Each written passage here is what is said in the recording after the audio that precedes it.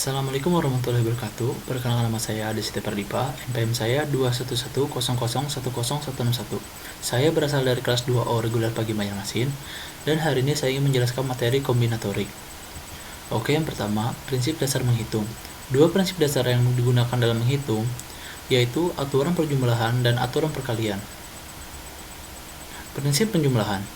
Jika suatu himpunan A terbagi ke dalam himpunan bagian A1, A2, dan seterusnya, maka jumlah unsur pada himpunan A akan sama dengan jumlah semua unsur yang ada pada setiap himpunan bagian A1, A2, dan seterusnya. Secara tidak langsung, pada prinsip penjumlahan, setiap himpunan bagian A1, A2, dan seterusnya tidak saling tumpang tindih, atau bisa disebut juga saling lepas.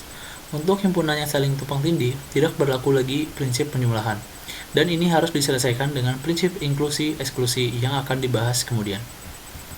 Contoh, seorang mahasiswa ingin membeli sebuah motor. Ia dihadapkan untuk memilih pada satu jenis dari 3 merek motor. Honda 3 pilihan, Suzuki 2 pilihan, dan Yamaha 2 pilihan. Dengan demikian, mahasiswa tersebut mempunyai pilihan sebanyak 3 ditambah 2 ditambah 2 sama dengan 7 pilihan. Contoh kedua, seorang guru SD di daerah mengajar murid kelas 4, kelas 5, dan kelas 6. Jika jumlah murid kelas 4 adalah 25 orang, dan jumlah murid kelas 5 adalah 27 orang, serta jumlah murid kelas 6 adalah 20 orang, maka jumlah murid yang diajar guru tersebut adalah 25 ditambah 27 tambah 20 sama dengan 72 murid. Oke, selanjutnya prinsip perkalian. Misalkan sebuah prosedur dapat dipecahkan dalam dua penugasan. Penugasan pertama dapat dilakukan dalam satu cara, dan tugas kedua dapat dilakukan dalam dua cara setelah tugas pertama dilakukan. Dengan demikian, dalam mengerjakan prosedur tersebut ada 1 dikali 2 cara. Secara tidak langsung, pada prinsip perkalian bisa terjadi saling tumpang tindih, tidak saling lepas.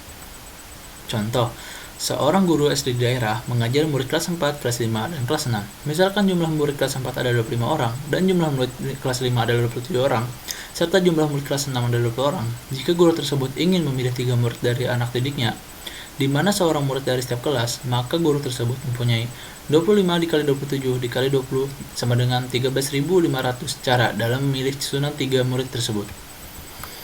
Masuk ke prinsip inklusi-eksklusi. Ketika dua proses dikerjakan dalam waktu yang sama, kita tidak bisa menggunakan prinsip penjumlahan untuk menghitung jumlah untuk memilih salah satu dari dua proses tersebut. Untuk menghitung proses tersebut, kita harus mengenal prinsip inklusi dan eksklusi. Permutasi dan kombinasi.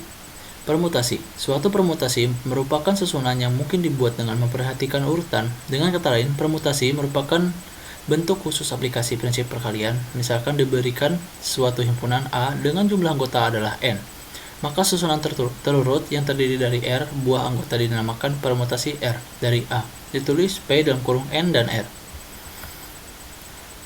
Kombinasi. Misalkan R merupakan unsur bilangan bulat tak negatif yang dimaksud dengan kombinasi R dan suatu himpunan B yang terdiri dari N anggota objek. Yang berbeda adalah jumlah himpunan bagian dari B yang memiliki anggota R buah objek. Interpretasi yang lain tentang kombinasi adalah menyusun atau memilih objek sejumlah R dari N buah objek yang ada. Alasan saya mengambil materi ini karena kombinatorik disebut juga teori kemungkinan, yaitu kejadian-kejadian yang mungkin akan terjadi seperti prinsip penjumlahan dan prinsip perkalian. Daftar pustaka.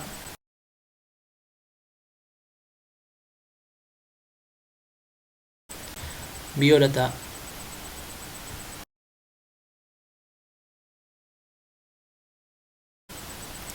Sekian dari saya. Assalamualaikum warahmatullahi wabarakatuh.